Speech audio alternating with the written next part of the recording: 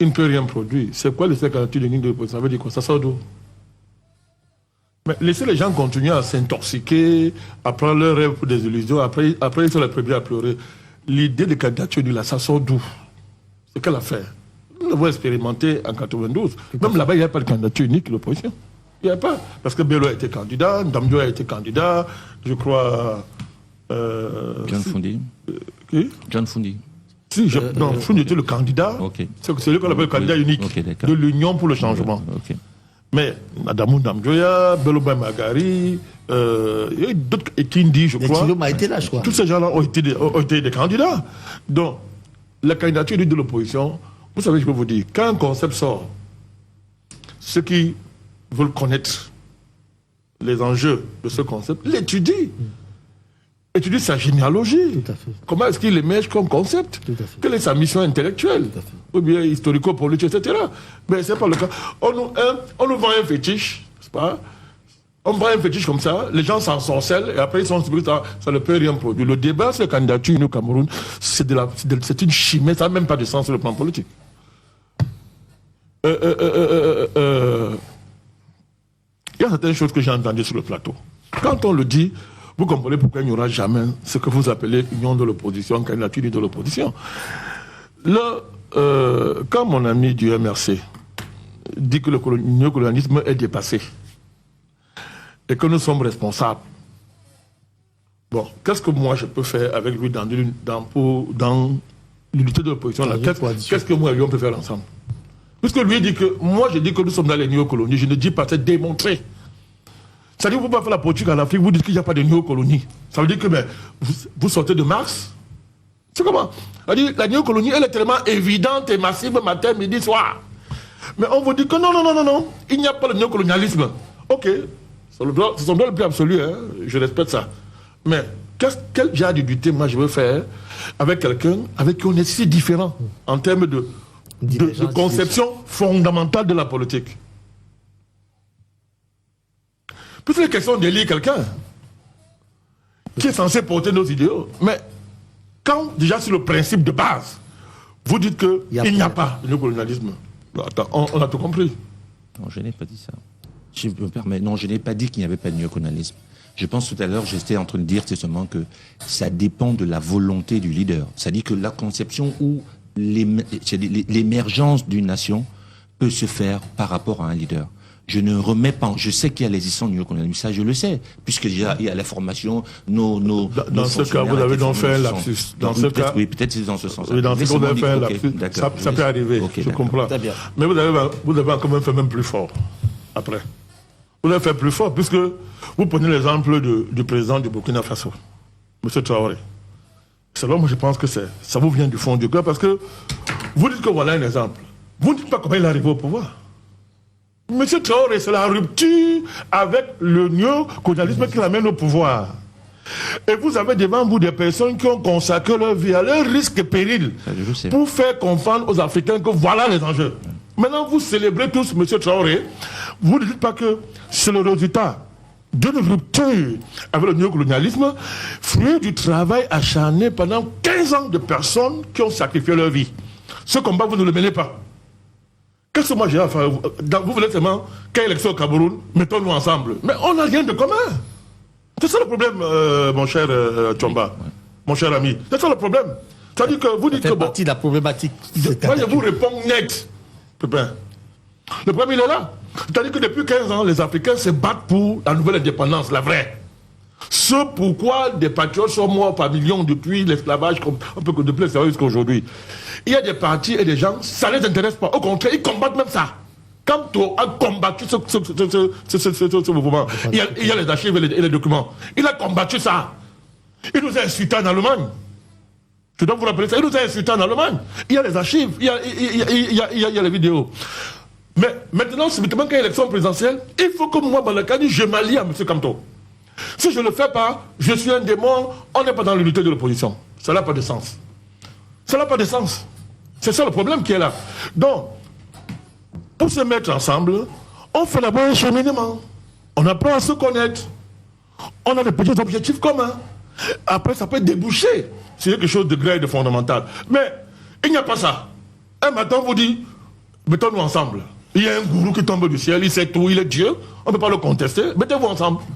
Vous n'êtes pas d'accord avec ça? On vous tue. Mais nous, on mène des combats depuis 15 ans qui ont libéré l'Afrique.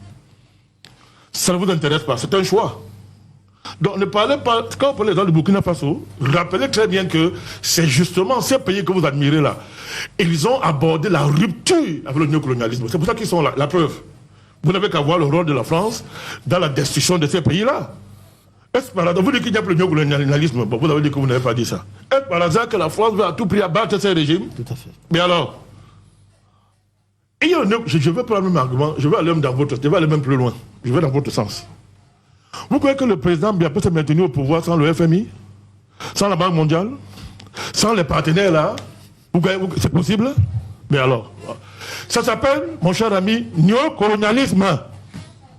Vous voyez que je vais plus loin, je vais dans votre logique. C'est-à-dire le président Biya qui est là.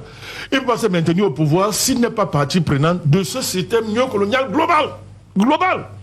Qui déshumanise les Africains, nous empêche d'avoir les leviers qui font un État. Parce que quand vous voulez gouverner un État, parce que le débat que moi j'ai avec les champions de l'alternance pour l'alternance, c'est que vous voulez conquérir le pouvoir. Quel pouvoir est-ce qu'on veut conquérir? Quel pouvoir? Vide? Quel pouvoir? Un État, c'est un ensemble de leviers qui font que l'État soit une réalité et pas une fiction. Les États africains sont des fictions, mon cher Pépin. Ce sont des fictions, ce sont des prétextes pour que les FMI volent l'argent, pour la fémania monétaire internationale, pour ne parler que de la fémania monétaire. Si un État qui va avoir un État, c'est un ensemble de leviers concrets réels. Vous devez avoir votre monnaie. Vous devez fabriquer vos armes, avoir une vraie armée. Vous devez être maître de votre diplomatie. Vous devez être indépendant sur le plan culturel. Vous devez être sur le plan politique. Ça s'appelle la souveraineté. Bon, quel est le pays africain qui a l'air actuel à ça? Mais là, vous voulez faire la tendance pour conquérir quel pouvoir? Quel pouvoir? Il y a quoi là-dedans? Il y a quoi? Il n'y a rien dans le pouvoir, selon vous. Donc, les États là, le Burkina Faso, le Mali, le Niger, et des pays qui se battent pour faiblement, petit à petit, obtenir les leviers, ont compris ça. Et on voit ceux qui les combattent. Voilà le néocolon. Ceux qui combattent les pays là, ce sont les néocolons. Et le panafricanisme consiste à lutter contre ça, mon cher ami. Le problème au Cameroun, ce n'est pas 400 partis politiques. Il ne faut pas arrêter ça. Vraiment, ce n'est pas vrai. Parce que même s'il y a 1000 partis politiques, il y a une sélection naturelle qui se fait. Donc vraiment, ce n'est pas parce qu'il y a plusieurs partis qu'il y a un problème. Non. Il y a des partis politiques, oui. Il y a une sélection naturelle. Vous avez parlé tout à l'heure de partis virtuels, on le connaît. Au Cameroun, il y a 400 partis politiques environ. Vous en connaissez peut-être 10. Ah oui. Alors, on n'a pas besoin de parler d'eux. C'est-à-dire que ça se fait. Il y en a qui ont créé leur parti, c'est dans leur chambre, laissez-les avec ça. Donc le problème, ce n'est pas l'histoire des partis politiques. Faisons attention à faire comme si l'opposition commence avec l'avènement du président Kamto dans la lutte politique. C'est faux. Vous dites que c'est la première fois que le président libère quelqu'un sous pression internationale. C'est pas vrai. C'est pas vrai. Paul Biya, le président Biya des années 90, a libéré plein de personnes à cause du mouvement de la rue. On était dans la rue. Mohamed Sok, on peut en citer plusieurs. Il a même libéré même d'autres cadres de votre parti. Après la libération de Kamto, est-ce qu'il n'a pas libéré d'autres cadres du parti? Est-ce qu'il y avait encore la pression internationale? Il n'y a pas de pression internationale. Vous êtes allé en justice, il y a eu, vous avez fait comment vous avez fait, vous vous êtes battu. À un moment donné, bon, on les a libérés. Ce n'est pas toujours. C'est ça que je vous dis. Obtenir des choses par la pression internationale, c'est le néocolonialisme. Il faut croire en la capacité du peuple camerounais à obtenir son indépendance. C'est ça l'UPC.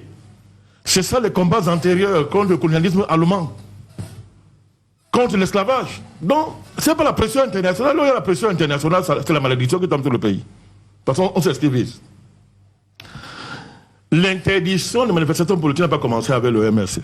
Ce régime, depuis 1990, a voté des lois qui font que les manifestations politiques dépendent des humeurs et de l'interprétation que le sous-préfet se fait et le préfet se font de la loi. Ce que nous on faisait à l'époque, parce que l'homme qui est devant vous est allé en prison plusieurs fois, j'ai été torturé dans ce pays, je n'en parle pas tous les jours, parce qu'il y en a qui sont morts, donc autant mieux c'était, moi je suis vivant. Nous, quand on voulait marcher, on n'écrivait même pas au préfet. On l'écrivait même pas. Parce qu'on savait qu'il va répondre. On l'écrit pas. On dit rendez-vous sur le terrain. Rendez-vous. Tu nous tapes, c'était la bagarre. Mais nous, on ne peut pas demander à quelqu'un dont la loi lui donne le pouvoir d'interpréter la possibilité ou pas d'une manifestation, de dire que bon, j'autorise. Il autorise quoi? C'est pas sa maison. Ils ne vont pas autoriser. Quand on voulait marcher, nous sommes les champions des marches illégales dans ce pays, nous là. On marchait. J'espère que vous ne demandez pas aux gens de marcher maintenant, président. On n'a pas demandé à un peu de marcher. Le jour les Camerounais seront en arrondissement, ils vont sortir dans la rue. On n'envoie pas un peu dans la rue. C'est les apprentis politiciens qui font ce genre de choses. Un peuple, quand il en a marre, il descend dans la rue, aucune armée ne va l'arrêter. Le jour les Camerounais en Europe, c'est parce que pour l'instant, les Camerounais considèrent que ce n'est pas nécessaire. Hein? Non, il y en a qui font la politique de leur manière. Les Camerounais considèrent que pour l'instant, ce n'est pas nécessaire d'aller dans la rue. Le jour, ils vont considérer. C'est-à-dire qu'ils vont se dire qu'ils vont dans la rue. Moi, je vois les gens qui insultent les Camerounais. Oh, c'est un peuple de moutons. Ils sont paresseux. Ils dorment. Parce qu'ils n'obéissent pas aux injonctions d'un leader politique. Non, c'est pas vrai. Ils étaient en route en 90, c'est pas vous les envoyez dans la rue. Ils vont dans la rue tous les jours. Prenons. Je termine. Je voudrais prendre cet appel. Vous voulez bien que je prenne? C'est vous le patron, non? Oui. Permettez-moi de prendre ton président. C'est vous le patron. Monsieur, bonjour. Oui, bonjour, monsieur Pépin. Merci de nous appeler ce matin. Vous nous appelez d'où? Oui, je vous appelle depuis Yaoundé. C'est monsieur Mounchumbo. Je voudrais participer à l'émission. Très bien. Allez-y, on vous écoute. Oui, déjà d'abord un bonjour particulier à M. Bandakani. Et je voudrais lui dire que je souhaite militer dans son parti. Donc je compte me déplacer, spécialement me rendre à Douala, afin de le rencontrer. Bon, maintenant, quand ceci est dit, je voudrais dire que, concernant votre thème, l'opposition camerounaise ne fédère pas. Tout simplement parce que c'est une fausse opposition. Vous voyez, c'est des gens qui ont été créés, en fait, je vais dire, c'est des oppositions qui ont été créées par le parti au pouvoir et certaines puissances qui nous colonisent toujours. Raison pour laquelle ils sont incapables de se réunir afin de bouter hors du RDPC. Donc voilà un peu ma proposition, voilà un peu ce que je voulais dire. Et je vais finir pour dire que c'est même ça qui fait en sorte que les Camerounais ne s'intéressent pas à la politique. Parce que leurs discours sont vagues. Le grand frère depuis la Guadeloupe a parlé du franc CFA. Ils n'en disent rien. Et les Camerounais voient. Tout ce qu'ils attirent, c'est le tribalisme et autres. Vraiment, on est très déçus. Merci. Bonne émission. Merci à vous, monsieur. Président, allez-y. Voilà, donc, je suis en train de dire que, vraiment, il faut qu'on fasse la politique de manière... Bon, il y en a qui font la politique à leur manière, c'est leur droit. Je ne donne pas de leçons.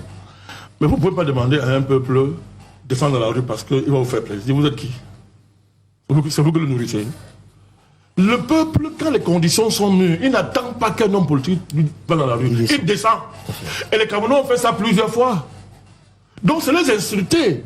Que de dire qu'ils sont des vauriens, ils sont apathiques, ils ne font pas comme les Sénégalais, etc. Ils ne font pas comme les... Parce qu'ils n'ont pas obéi au mot d'ordre d'un homme politique. Non, non, non, non, non. Quand les conditions se réuniront, ils vont aller dans la rue. Tout à fait. Ils vont renverser ce régime si c'est leur projet. Ils le feront. Donc, notre rôle en tant qu'homme politique, c'est de les informer par la diffusion de notre idéologie, de nos programmes, de notre pensée, et de promouvoir la vérité politique, parce qu'il y a la vérité aussi en politique, même si certains ne veulent pas la voir. Tout à fait. Quand tout à l'heure je vous parlais des loges, c'est l'exigence de vérité qui m'amène à le dire, Pépin. Vous ne parlez pas de politique au Cameroun sans parler des loges. Oh, tous les hommes politiques camerounais, personne ne parle des loges. Pourquoi? Ils sont tous dedans. Moi, je vous pose une question. Attendez. Non, moi, je vous dis, je m'arrange bien là. Je dis, quand les gens se combattent le jour, c'est-à-dire quand les gens se combattent le jour, la nuit, ils se retrouvent dans la loge. Ils parlent de quoi là-bas? Je ne sais pas, président. L'opposition camerounaise là, l'opposition classique là, que moi j'appelle néocoloniale, tous sont dans les loges. Voilà. Je parle devant lui. Je dis que tous les leaders là sont dans les loges. Voilà. Je dis que, y compris M. Kamto. Je vous regarde dans les yeux, je vous le dis. Ben, très bien. Alors, qu'est-ce qu'il faut? Le soir, il n'y a pas d'opposition. Attendez, je vous en prie. Je vais vous couper pour une dernière fois. Pour une dernière fois, je vous coupe en place cet appel. Comme ça, je vous laisse aller jusqu'au bout. Je vous appelle, président Bandakani. C'est l'heure. Vous avez le droit. Vous avez le droit. Monsieur, bonjour. C'est vous le patron. Bonjour. Bonjour. D'accord. Vous nous appelez d'où? Je vous appelle depuis Yaoundé. C'est monsieur Hagal. D'accord. Merci. Allez-y, on vous écoute. En fait, moi, je voulais passer à l'émission tout en vous adressant un bonjour sympathique et vous remerciant pour l'émission que vous menez de main de maître. Mais je voulais aussi vous dire que lorsque j'écoute votre débat, j'ai l'impression que lorsque vous insistez, je vois en fond de toile le représentant du MSC qui veut absolument donner l'impression que c'est Maurice Kamto, le leader de l'opposition camerounaise. Mais si on est logique et qu'on s'en tient au dernier résultat des élections présidentielles, Maurice Kamto ne peut même pas être le leader de l'opposition camerounaise.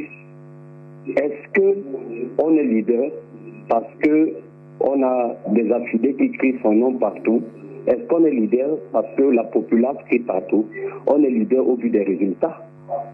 Si on enlève les partis proches de la majorité présidentielle, on devrait plutôt mettre en avant des jeunes partis comme le PCRN, qui aujourd'hui fait figure de proue et qui est allé, malgré tous les défis, aux élections législatives et municipales. Donc nous prions, nous voulons que le leader Kamto, qui est un homme charismatique, il comprenne que s'il n'est pas président du Cameroun, c'est pas la fin du monde. Il peut lui-même être une figure de proue dans une coalition et accompagner les autres. Donc c'est pas une obligation de mettre le Cameroun par feu à sang parce qu'on n'est pas au devant de la scène. Donc voilà mon intervention. Très bien. Merci beaucoup, monsieur. On va laisser le président aller maintenant jusqu'au bout. Donc je tente de dire ceci, Pépin. Le jour, on vous dit qu'on est les opposants. La nuit, on est dans la même secte. Monsieur Kamto et les autres se retrouvent avec les gens du gouvernement dans la secte, avec les John Gouté, qui sont francs-maçons. Qu'est-ce qui les oppose alors? Puisque ce qui est fondamental, c'est qu'on ne peut pas s'entendre dans la secte la nuit et s'opposer le jour dans l'opposition. C'est pour tromper les gens. Moi, je suis dans aucune secte et je n'entrerai jamais dans une secte, moi, à Bandakani. Jamais. Puisqu'on m'a l'a proposé plusieurs fois, j'ai refusé. Tout à fait. Donc, il faut qu'on soit clair. C'est quoi l'unité de l'opposition sans clarifier nos appartenances sectaires? Vous voyez, des choses comme ça. Donc, voilà aussi l'une des raisons que mon frère Tchomba peut-être a oublié, que je lui rappelle. Il a pris ces deux-là. Moi, par exemple, je ne peux pas m'asseoir avec des gens dont je connais les appartenances sectaires. Ils se moquent des gens. Prenez la question des LGBT au Cameroun, des LGBT. Vous êtes pour l'homosexualité, vous? Ah non. Non. Oui. Votre leader dit quoi concernant la question? Rien. Ben si, il en a parlé. Il a dit quoi? Il est contre? Oui, bien sûr, il a dit qu'il était contre. En soutenant la dame qui en fait la promotion matin, midi, soir? Comme qui? Alice Com. Non, ben écoutez, la défense, je pense je pense qu'il est important quand même de clarifier les choses. Je vous donnerai la parole pour vous défendre. Président Bandakani Chuti. Je sais qu'on va dire, on m'a dit ça moi, que non, le fait de défendre ne veut pas dire qu'elle est pour ça. Vous ne la c'est ça. Laissez-moi vous le prendre. Monsieur Tchomba, oui. Elle en fait la promotion, j'en ai été victime. Quand vous recevez des financements de l'Union européenne qui ont pour objet la défense et la promotion, et qu'il a fallu que le gouvernement camerounais stoppe. À l'époque, Yébaï s'était mis dans le ministre de l'Éducation. Non, c'est important de rappeler. Non, je dis ça pourquoi? Parce qu'il faut qu'à un moment donné, le débat soit clair. Ou est-ce que sur la question, vous n'êtes pas clair? C'est-à-dire que si quelqu'un me dit que LGBT, c'est l'horizon indispensable des droits de l'homme, qu'est-ce que moi. On va signer pour faire quoi? Très bien. Pareil sur l'économie. Tout à l'heure, il me parlait des questions de fond. Je finis avec la question d'Aïdjo. Allez-y. C'est ça que je suis en train de dire. Quand on est dans des stratégies de remplacement d'un axe nord-sud, qui est en train d'achever sa rôle historique, par un axe nord-ouest, on peut faire ce genre de choses-là. C'est votre stratégie. Moi, je connais, je suis le débat politique. Le président, vous pouvez prendre Aïdjo pour restaurant, son premier ministre s'appelait Paul Biya. Tous les succès d'Aïdjo, il a eu avec M. Biya. Mais Aïdjo a même fait pire. Il nous a dit que c'est le meilleur. Vous avez oublié son discours? Il dit que faites-lui confiance, c'est le meilleur. Donc, vous ne pouvez pas être plus aïdjoïste. Aïdjo, c'est Biya. Aïdjo, c'est Paul Biya. Donc, vous ne pouvez pas être aïdjoïste en étant contre Paul Biya. Ça peut être Aïdjo nous a dit que c'est le meilleur, faites-lui confiance, il lui a laissé le pouvoir. Donc, c'est tout ça qui fait que, tant que les débats de fond ne sont mis sur la table, Pépin, l'unité de l'opposition, c'est une chimère pour idiots. Tout à fait, on n'adora plus. Alors, Eric, allez-y. Oui, mais écoute, moi, je voulais peut-être rappeler justement qu'il faut, à un moment donné aussi, revenir, raison garder, d'éclairer. Et même les grands bandits du monde, même les grands assassins, ont droit à une défense. Donc, ce n'est pas parce qu'ils ont une appartenance de crime qu'on ne peut pas les défendre. c'est pas parce que madame comme a peut-être une appartenance sur le LGBT qu'elle ne peut pas être défendue. Donc pour moi, je pense que la notion est là. Non, j'ai dit qu'elle fait la promotion. Non, j'ai dit justement, vous avez... J'ai donné les preuves. C'est ce que j'ai dit. Je suis d'accord avec vous, mais j'ai dit ce n'est pas une raison qu'on ne la défende pas. Donc même les non, pas la soutenir. Les LGBT, prononcez-vous les LGBT. Vous êtes pour ça ou contre? Est-ce que le parti est pour ça ou il est contre ça, les LGBT? Vous avez le droit, hein? Je demande seulement que ça soit clair. Je suis d'accord avec vous, maître. Vous avez le droit de choisir. Je suis d'accord avec vous, mon cher. Mais moi, ce que je veux vous dire, c'est que vous savez aujourd'hui... Vous n'avez pas répondu à la question. Écoutez, je suis en train de est-ce que le parti a une position? Le parti, nous on est contre. Le NP est contre cette affaire. Il est libre de répondre comme de ne pas répondre à cette question. Non, sa position, c'est pour clarifier c'est pour la clarté de ceux qui nous écoutent. Parce qu'on veut l'unité de l'opposition sans clarification idéologique et d'appartenance. Mon cher papa.